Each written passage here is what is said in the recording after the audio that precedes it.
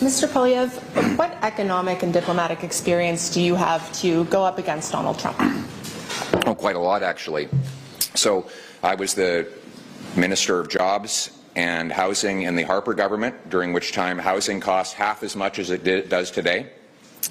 I helped Mr. Harper cut the GST, cut income tax, cut business tax, and balance the budget. Over my time in Parliament, I've been scrutinizing and studying the books on the Public Accounts Committee, the Operations Committee, the Finance Committee.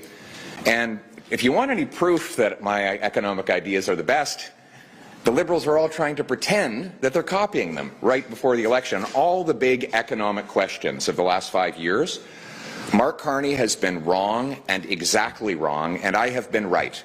I said 5 years ago the money printing would cause inflation. He said deflation was on the horizon. I turned out to be right. I said the carbon tax would drive up food prices, and it did. Drove them up 37% faster in Canada than in the United States of America. I was the first parliamentarian to predict that we would have the inflation crisis, while Carney, Freeland, Trudeau, and others were saying that we would not.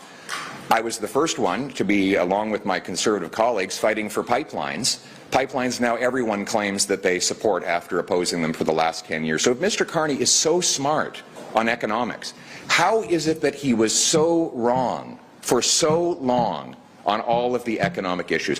One thing I don't have experience with is taking jobs out of Canada, moving them to the United States, selling out our resource workers to support Middle Eastern resource workers. That's not the kind of experience that I have, but that's not the kind of experience that we want.